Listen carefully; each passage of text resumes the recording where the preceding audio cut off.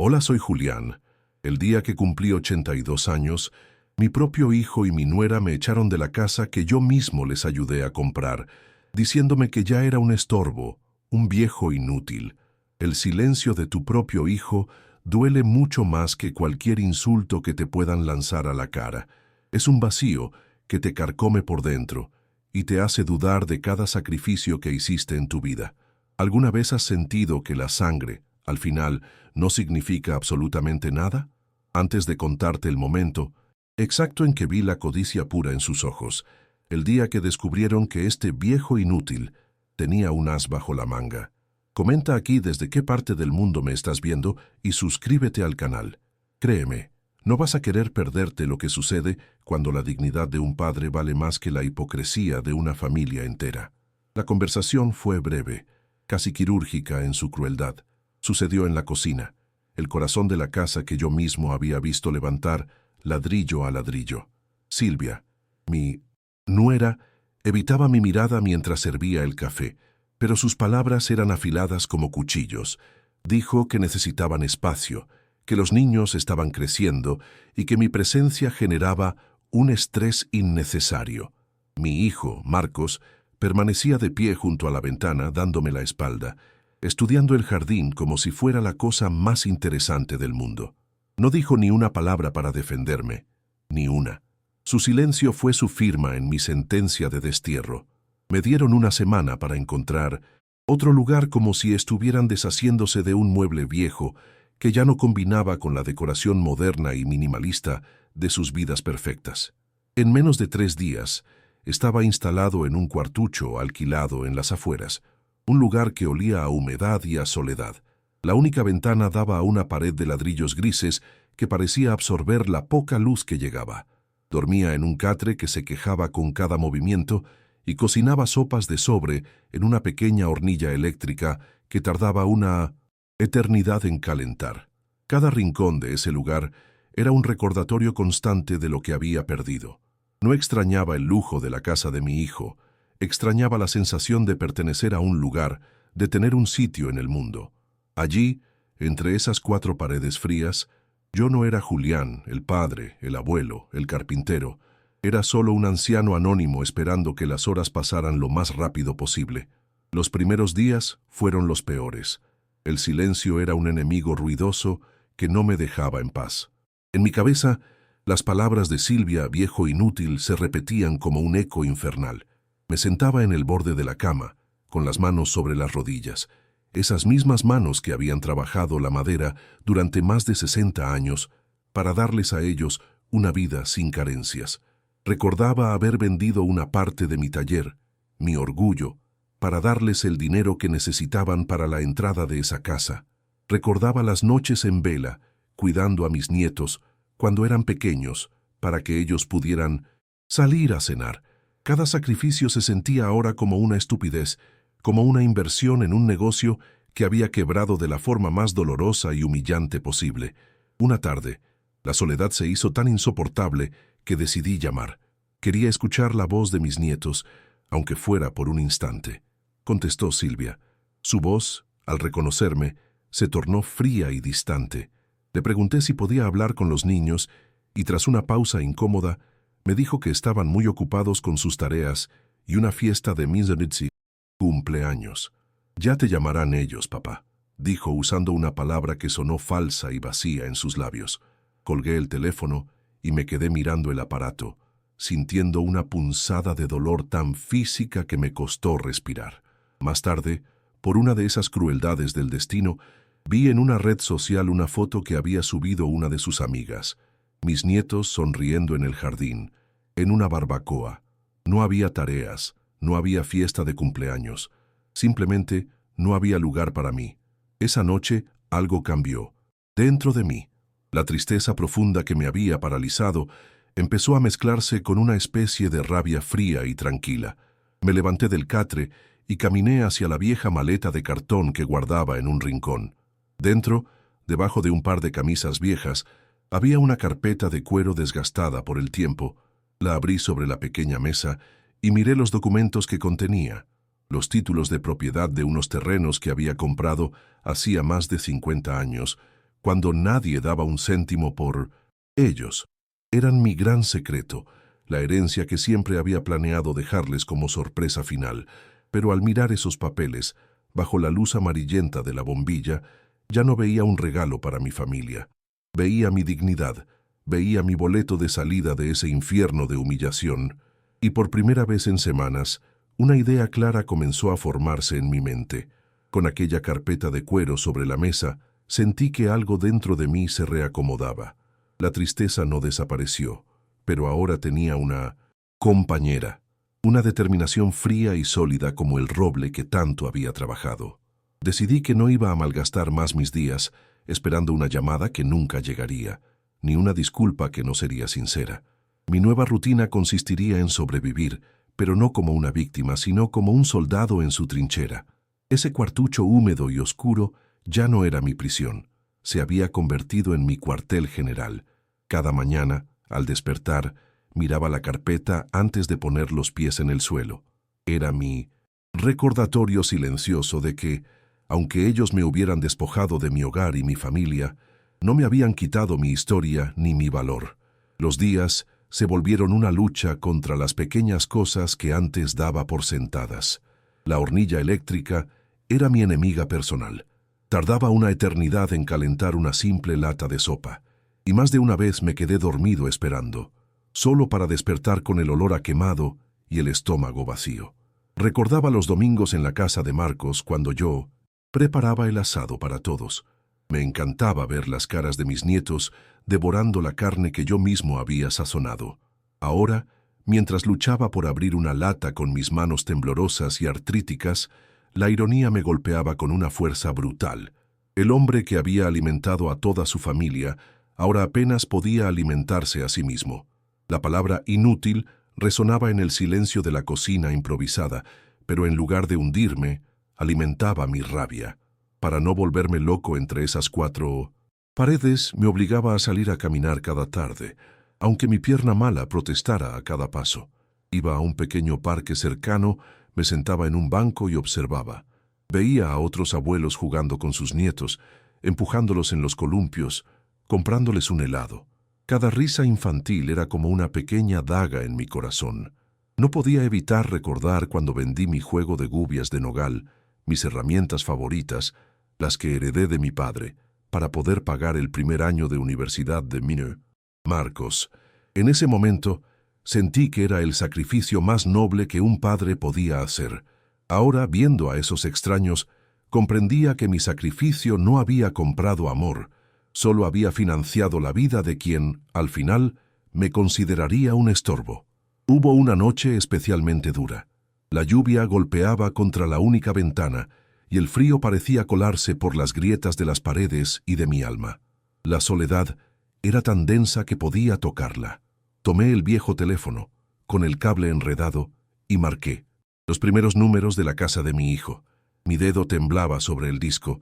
Solo quería escuchar una voz, cualquiera, incluso la de Silvia, solo para romper ese silencio aplastante. ¿Qué les diría? ¿Que los extrañaba? ¿Que tenía frío? Me detuve.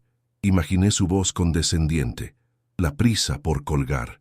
Lentamente, con un esfuerzo que me costó todo el orgullo que me quedaba, volví a colocar el auricular en su sitio. Esa noche no perdí una batalla contra la soledad. Gané una guerra por mi dignidad. Fue al día siguiente cuando conocí a Ana. Era una chica joven, una estudiante que vivía en el piso de enfrente. Me la crucé en el pasillo mientras yo intentaba subir un par de bolsas de la compra, respirando con dificultad. Sin que yo le dijera nada, me las quitó de las manos con una sonrisa amable y me las llevó hasta la puerta. «Déjeme que le ayude. Se le ve cansado», dijo, sin una pizca de lástima, solo con genuina amabilidad. Un par de horas después, llamó a mi puerta con un plato de sopa, caliente. «Hice demasiada», mintió. Esa sopa caliente, ese gesto desinteresado de una completa extraña, me conmovió más que todos los falsos «te quiero» que había escuchado en los últimos años. Me hizo darme cuenta de que la bondad todavía existía en el mundo, solo que yo la había estado buscando en el lugar equivocado. El estímulo que necesitaba llegó una semana después, disfrazado de sobre marrón con el sello del ayuntamiento. Había sido reenviado desde mi antigua dirección.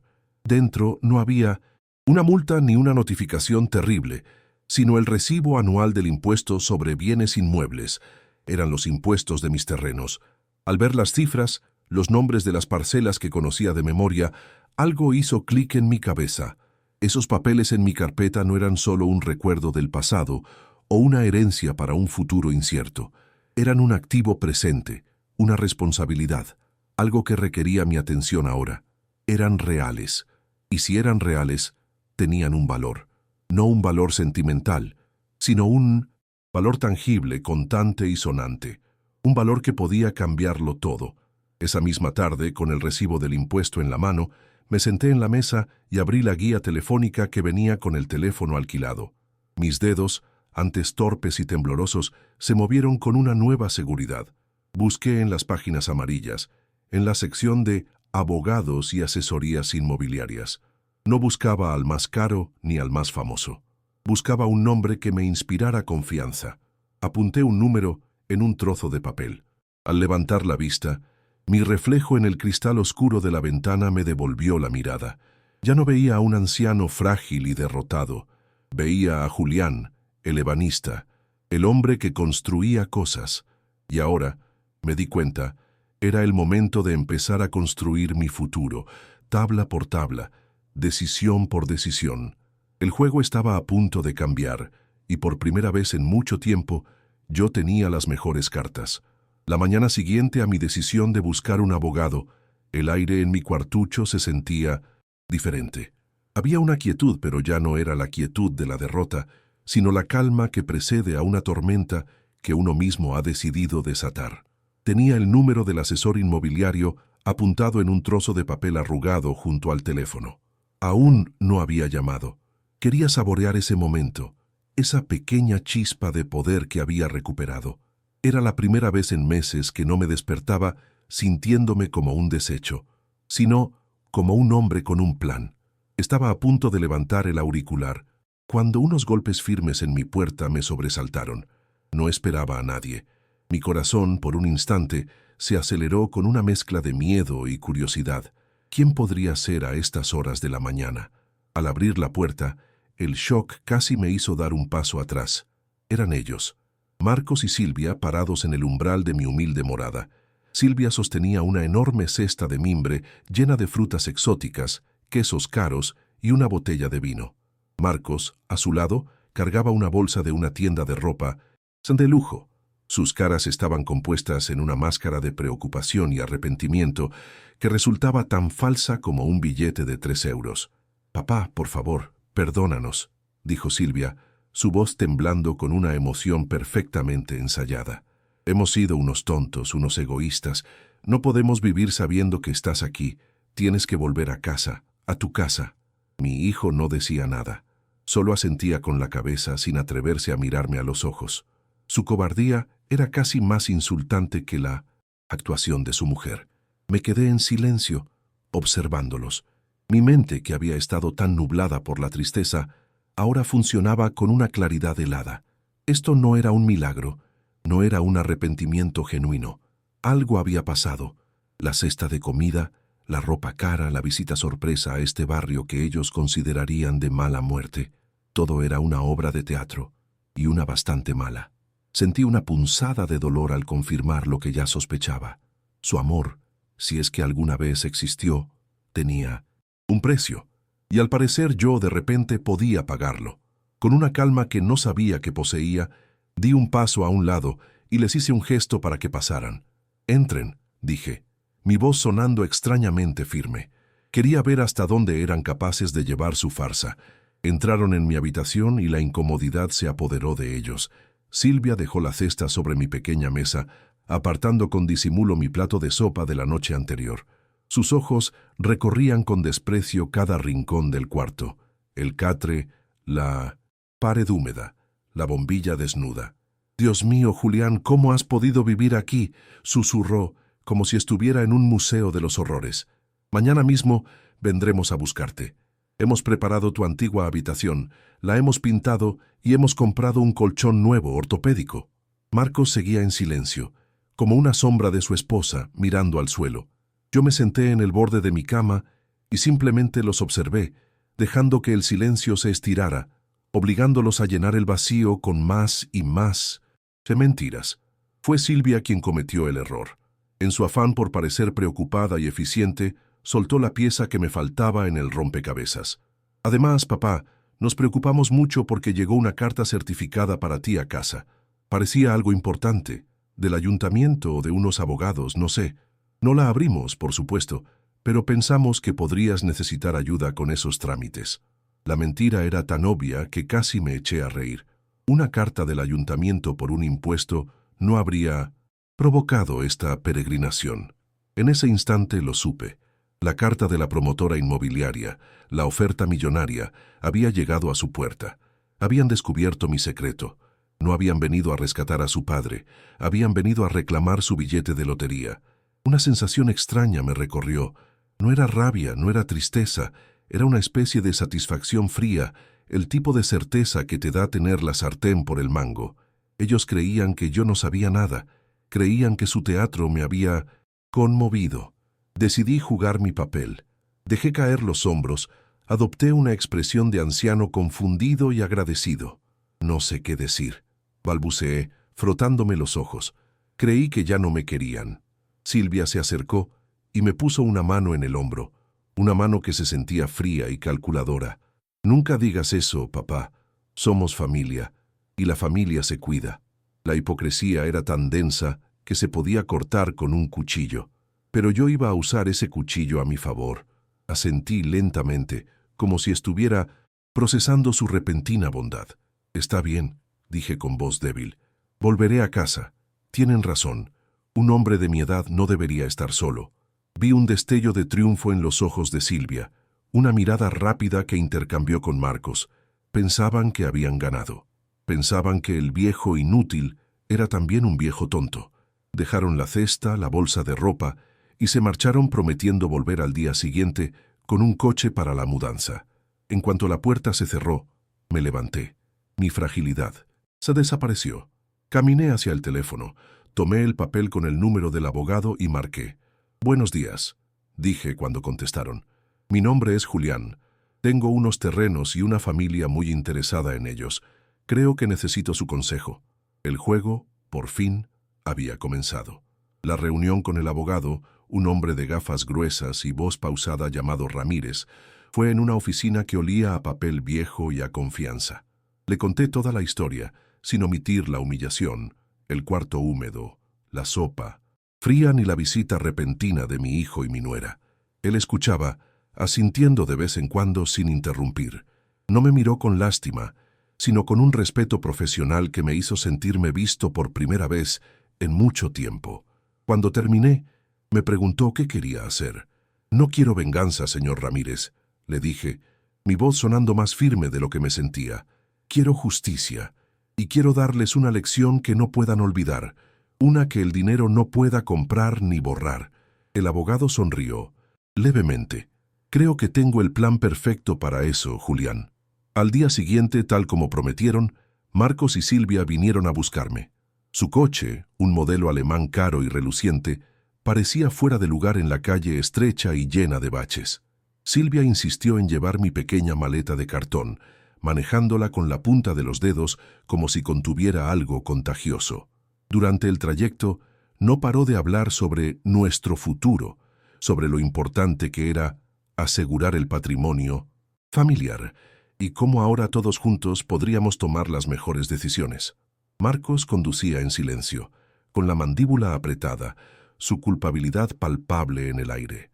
Yo, desde el asiento trasero, simplemente asentía y murmuraba frases vacías, interpretando el papel del anciano agradecido y senil que ellos esperaban. Era un actor en el último acto de mi propia vida, y estaba decidido a que mi actuación fuera memorable. Mi antigua habitación estaba irreconocible. La habían pintado de un blanco aséptico y habían colocado una cama ortopédica enorme que ocupaba casi todo el espacio. Había un televisor de pantalla plana en la pared y un ramo de flores artificiales en la mesita de noche. Todo era nuevo, caro e impersonal. Se sentía como la habitación de un hotel de lujo, no como un hogar. Era una jaula de oro, y yo era el pájaro al que acababan de capturar. Por las noches, desde mi cama, los oía susurrar en el salón. Las palabras flotaban por el pasillo, fragmentos de conversaciones que no estaban destinadas a mis oídos. Porcentaje, inversión segura, asesor financiero. No hablaban de mí, hablaban de mi dinero. El olor a pintura fresca no podía ocultar el hedor de su codicia. Los días que siguieron fueron una tortura de amabilidad fingida. Silvia se convirtió en mi sombra, una carcelera sonriente que me traía bandejas con comida que yo no había pedido y me preguntaba constantemente si necesitaba algo. «Come bien, papá. Tienes que recuperar fuerzas», decía, mientras sus ojos evaluaban mi estado físico como un granjero inspecciona a su ganado antes de la feria. Marcos, por su parte, intentaba torpemente conectar conmigo, hablándome de fútbol o del tiempo, temas vacíos que solo servían para resaltar el abismo que se había abierto entre nosotros. Yo aguantaba su teatro con una paciencia infinita, comiendo su comida, agradeciendo sus cuidados y esperando el momento perfecto. Cada gesto de falsa preocupación era una gota más que llenaba el vaso de mi determinación. La confirmación final de mis sospechas, la prueba irrefutable de su plan, llegó una tarde. Silvia entró en mi habitación con una sonrisa radiante y un fajo de catálogos brillantes. Eran de cruceros de lujo, coches deportivos y apartamentos en la costa. Los dejó sobre mi cama como una ofrenda. «Para que sueñes un poco, papá», dijo con un tono empalagoso. «Después de una vida de tanto trabajo, te mereces todo esto y más. Tenemos que empezar a pensar en cómo disfrutar de la vida». La miré y asentí, lentamente, hojeando las páginas que mostraban a parejas felices y bronceadas bebiendo champán en yates. Mi sueño, en ese momento, era muy diferente al suyo. Mi sueño no incluía yates ni coches de lujo, solo un notario, un bolígrafo y el rostro descompuesto de la avaricia. Finalmente llegó el momento de poner en marcha la última fase de mi plan. Con la ayuda del abogado Ramírez, que había preparado todos los documentos, hice la llamada. Reuní a Marcos y a Silvia en el salón. Con voz deliberadamente temblorosa, les dije que la promotora inmobiliaria había fijado la fecha para la firma y que el notario nos esperaba en 2 días. «Necesito que vengan conmigo», les dije, mirándolos con mis mejores ojos de anciano desvalido. «Yo no entiendo nada de estos papeles y cifras tan grandes. Sin ustedes, me siento completamente perdido. Son mi única familia, mi único apoyo». Vi el brillo de triunfo en los ojos de Silvia. Marcos incluso me puso una mano en el hombro, un gesto que pretendía ser de consuelo, pero que se sentía como el de un buitre reclamando su presa. Habían mordido el anzuelo. Esa última noche, en la cama ortopédica que me habían comprado con la esperanza de heredar millones, no pude dormir. Pero no era por los nervios, sino por una extraña sensación de paz. Me levanté y me acerqué a la cómoda, donde guardaba una vieja fotografía de mi esposa, Elena, fallecida hacía 10 años. La tomé en mis manos y le hablé en silencio. Le conté todo: el abandono, la soledad, la farsa de su regreso. Le prometí que haría lo correcto, no por mí, sino por el respeto a nuestra vida juntos, a cada sacrificio que hicimos. No se trataba del dinero, se trataba de cada martillazo en el taller, de cada noche en vela, de cada gota de sudor derramada por un amor que ellos habían demostrado no entender. Mañana no iba a una notaría a vender unos terrenos, iba a reclamar mi dignidad. Y estaba listo. La notaría olía a papel antiguo, a cuero y a decisiones irrevocables. La sala era solemne, con muebles de madera oscura y una pesada alfombra que ahogaba el sonido de nuestros pasos. Me senté en una silla de respaldo alto, sintiéndome extrañamente pequeño y a la vez más grande que nunca. Frente a mí, Marcos y Silvia apenas podían disimular su excitación. Silvia no paraba de mover el pie, un tic nervioso que delataba su ansiedad, y sus ojos tenían un brillo febril mientras miraba al notario, un hombre serio y calvo que revisaba los documentos con parsimonia. Marcos, por su parte, se pasaba la mano por el pelo constantemente, intentando parecer relajado, pero su mandíbula apretada contaba una historia diferente. Estaban a un paso de su premio, y yo era el viejo obstáculo que solo tenía que estampar una firma. El notario, el señor Ferreiro, finalmente levantó la vista, carraspeó y con voz monótona comenzó a explicar los términos del contrato de compraventa. Cifras con muchos ceros, cláusulas legales, fechas y condiciones. Yo fingía escuchar con atención, asintiendo de vez en cuando, mientras en realidad solo los observaba a ellos. Cuando el notario terminó, se dirigió a mí. ¿Comprende todo, don Julián? ¿Está listo para proceder? En lugar de responderle, me giré lentamente hacia mi hijo y mi nuera. Adopté mi mejor expresión de anciano confundido y les dije, con una voz que hice sonar débil, ¿qué opinan ustedes? Es muchísimo dinero. Yo no sé qué hacer con tanto. Deberíamos decidir juntos, como familia, qué es lo mejor para todos. Era la última pieza de cebo, la más jugosa, y la lancé directamente a sus fauces abiertas. Silvia no tardó ni un segundo en morder el anzuelo. Se inclinó hacia adelante, con una sonrisa que no le llegaba a los ojos, y su voz se volvió dulce y persuasiva. Claro que sí, papá. Ya lo hemos estado pensando. Lo primero es contratar a un buen asesor financiero, alguien de confianza. Diversificaremos las inversiones, una parte en un fondo de bajo riesgo, otra en el mercado inmobiliario, y por supuesto, crearemos un fideicomiso para la educación de los niños. Marcos y yo podemos administrarlo. No te preocupes por nada. Será nuestro patrimonio familiar, algo que nos asegure el futuro a todos. Marcos asentía a cada palabra, como un muñeco de ventrílocuo, añadiendo un tímido «sí, es lo más inteligente». La palabra «nuestro» resonaba en la sala una y otra vez, como el martillo de un juez sentenciando su propia codicia. Los dejé hablar durante unos minutos más. Escuché sus planes para mi dinero, sus sueños construidos sobre mi humillación. Cuando finalmente se quedaron sin saliva, un silencio expectante llenó la sala. El notario me miraba, esperando mi señal. Marcos y Silvia me miraban, esperando mi firma. Lentamente, con una calma que los desconcertó, metí la mano en el bolsillo interior de mi chaqueta. No saqué un bolígrafo, saqué una hoja de papel doblada en 4. Antes de firmar nada, señor notario, dije, mi voz recuperando de pronto toda su fuerza, toda su claridad. Hay algo que me gustaría leer en voz alta. Es una pequeña nota que escribí anoche. No me llevará más de un minuto. La sonrisa de Silvia se congeló. La cara de Marcos se llenó de una repentina y mal disimulada aprensión. El ambiente había cambiado. Desdoblé el papel con manos firmes. Mis ojos no miraban las letras, sino que estaban clavados en ellos. Empecé a leer.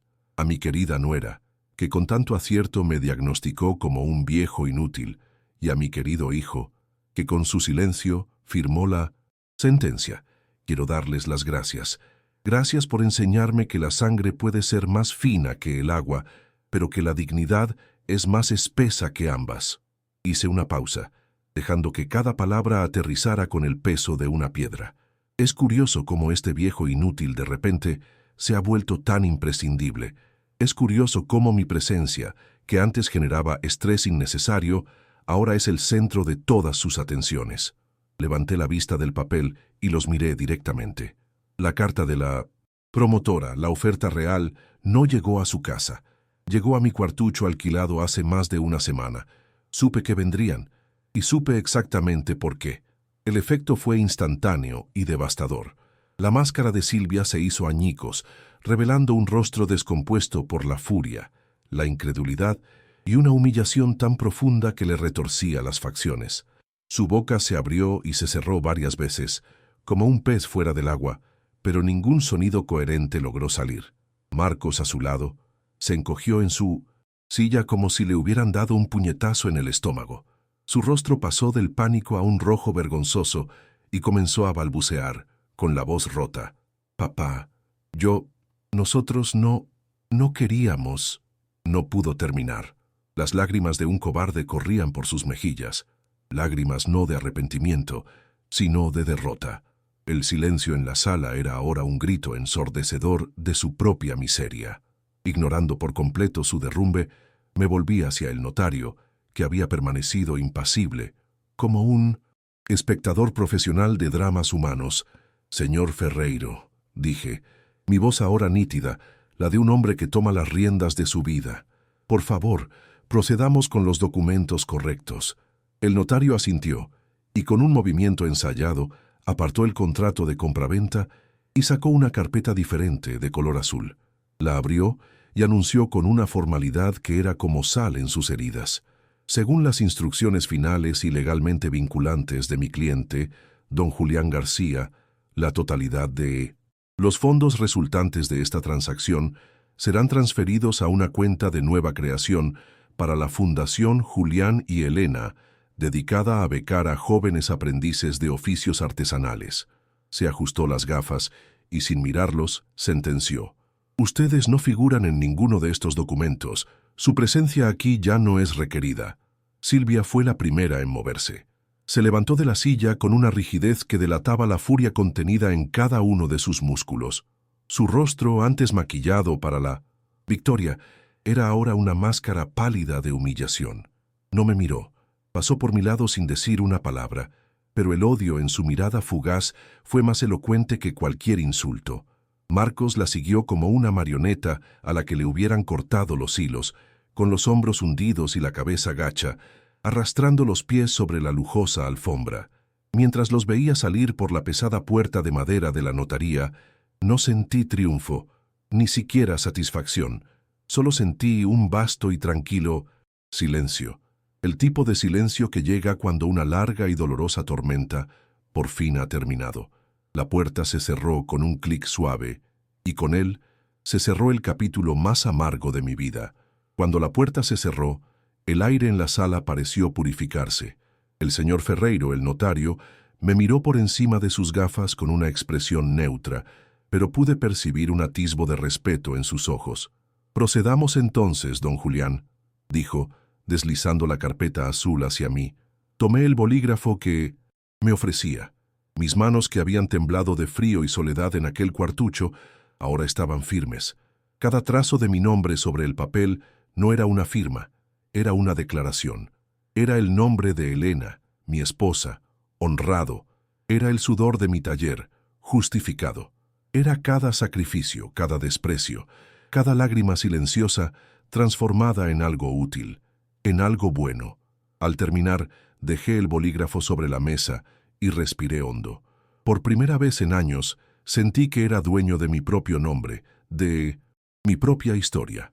No volví a la casa de mi hijo, ni siquiera para recoger las pocas cosas que había dejado allí. Con una pequeña parte del dinero, compré un apartamento luminoso y cómodo en una zona tranquila de la ciudad. Tenía un balcón que miraba al este, y cada mañana el sol inundaba el salón.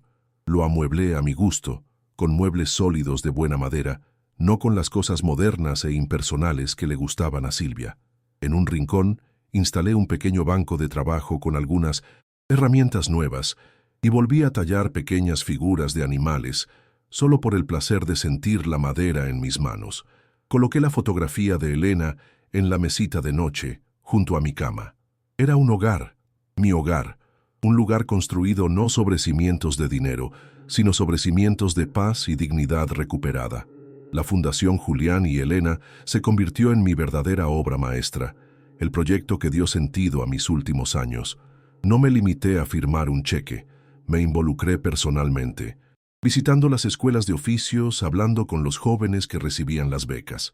Me sentaba con ellos, les enseñaba los secretos de la veta de la madera, la importancia de la paciencia y el respeto por el material. Ver el brillo en sus ojos, la pasión por crear algo hermoso y duradero con sus propias manos, me devolvió una parte del alma que creía haber perdido para siempre. En sus rostros jóvenes y esperanzados, no veía empleados ni beneficiarios, veía la continuación de mi legado, un legado que iba mucho más allá de un apellido o una cuenta bancaria. Era la prueba de que el trabajo honesto y la pasión siempre tendrían valor. Nunca volví a verlos, pero las noticias, como el agua sucia, siempre encuentran una forma de filtrarse. El abogado Ramírez, con discreción, me mantuvo al tanto. El sueño de la riqueza fácil los había envenenado por dentro, y cuando el sueño se desvaneció, no quedó nada que los uniera. Su matrimonio, construido sobre la ambición y las apariencias, se desmoronó bajo el peso de la recriminación mutua. Silvia, incapaz de soportar la humillación social y la pérdida de su estatus soñado, acabó marchándose. Marcos se quedó solo en esa casa enorme y vacía, una casa que ahora debía parecerle un mausoleo a su propia cobardía. A veces, por la noche, pensaba en él, no con odio, sino con una profunda lástima. Había tenido la oportunidad de ser un hijo y eligió ser un cómplice. Hubo un último cabo suelto que quise atar. Con la ayuda de mi abogado, localicé a Ana, la joven estudiante que vivía enfrente de mi antiguo cuartucho, la que me había llevado un plato de sopa caliente sin pedir nada a cambio. La invité a tomar un café y le entregué un sobre. Dentro había un cheque con una cantidad suficiente para que terminara sus estudios sin preocupaciones. Sus ojos se llenaron de lágrimas y no entendía por qué. En mi momento más oscuro, le dije, usted me demostró que la bondad existe. No tiene precio, pero sí tiene recompensa. Su gesto desinteresado valía, para mí, más que todos los millones. En mi testamento a Marcos le dejé una sola cosa, las escrituras originales de los terrenos, ya sin valor, y una nota que decía, esto es lo que valía tu dignidad. Espero que ahora puedas verlo. Hoy, desde el balcón de mi nuevo apartamento, miro cómo el sol ilumina las calles y no siento el frío de la soledad, sino el calor tranquilo de la paz. He aprendido que la verdadera riqueza no tiene nada que ver con los ceros en una cuenta bancaria, sino con la capacidad de despertar por la mañana sin un nudo en el estómago, el olor a barniz de mi pequeño rincón de trabajo, donde tallo figuritas de madera sin prisa, es 1000 veces más valioso que el aroma a pintura nueva de esa jaula de oro a la que ellos llamaban mi habitación. He recuperado algo que el dinero no puede comprar, la serenidad. Ya no soy un estorbo en la casa de nadie. Soy el dueño de mi tiempo, el arquitecto de mis días, y cada amanecer es un recordatorio de que elegí la dignidad por encima de todo. Mi mayor tesoro ahora no es un fajo de papeles en un banco, sino la risa de los jóvenes en el taller de la Fundación Julián y Elena. Decidí que mi legado no sería un montón de dinero que pudiera corromper a la gente, sino una oportunidad para chicos y chicas que, como yo, aman el olor de la madera y el orgullo de crear algo con sus propias manos. Voy todas las semanas, no como un patrón, sino como un maestro más. Les enseño los secretos que mi padre me enseñó a mí. Ver cómo sus manos torpes se vuelven expertas, ver la pasión en sus ojos, eso es mi verdadera herencia. Es la prueba de que el trabajo de toda una vida, el mío y el de Elena, no se ha perdido. Se ha transformado en futuro para otros. A veces, la gente me pregunta por Marcos y Silvia, con esa curiosidad un poco morbosa. La verdad es que no sé mucho, y tampoco busco saber.